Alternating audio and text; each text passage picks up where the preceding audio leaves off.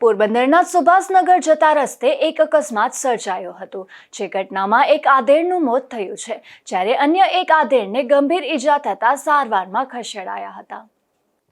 પોરબંદરના સુભાષનગર જતા રસ્તે અંધકારના લીધે તેમજ ખરાબ રસ્તાના લીધે અવારનવાર અકસ્માત સર્જાઈ રહ્યા છે, ત્યારે ગત રાત્રે વધુ એક અકસ્માત સર્જાયો હતો, જેમાં વલસાડના ભીખુભાઈ પરસોત્તમભાઈ પટેલ અને ઉનાના અન્ના બચ્ચુભાઈ મકવાણા લકડી બંદરમાં માછલીઓનો જથ્થો મૂકી રિક્ષામાં પરત ફરી રહ્યા હતા, ત્યારે લકડી બંદર પુલ પાસે રિક્ષા સાથે ટ્રકનો અકસ્માત થતા રિક્ષામાં બેસેલ ભીખુભાઈ નામના ખલાસીનું મોત થયું છે, ત્યારે રિક્ષા ચાલક અન્નાને ઈજા થઈ હતી। મારું નામ પરમ મોટી વર્ષ છે। સુભાષનગર રોડ બાજુ રહેતી રિક્ષા અકસ્માત થયો।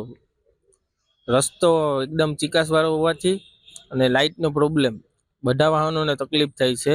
લાઇટની એકદમ જરૂર છે। ત્યાં વાહનો પસાર થાય એટલે કોઈને દેખાય નહીં ને એકદમ ચીકાસવાળો રસ્તો હોવાથી બધા વાહનો સ્લીપ મારે છે, એટલે બધા લોકોને તકલીફ પડે છે। અને મોટા વાહનો નીકળે દીપર મારે તો આંખમાં દેખાય નહીં, જીવાત ઉઠતી હોય, બનાવ બની જાય, એવા કેસું થાય, ઘણા બધી અકસ્માત થાય છે।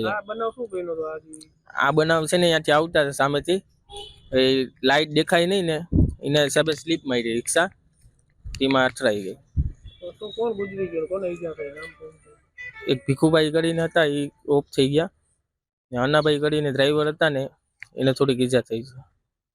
અગાઉ પણ આ માર્ગ પર અંધકાર અને ચીકણા રસ્તાના કારણે વાહનો સ્લીપ થવાના તેમજ અકસ્માતના બનાવ બન્યા છે, ત્યારે અહીં લાઇટોની વ્યવસ્થા કરવા માંગ ઉઠી છે।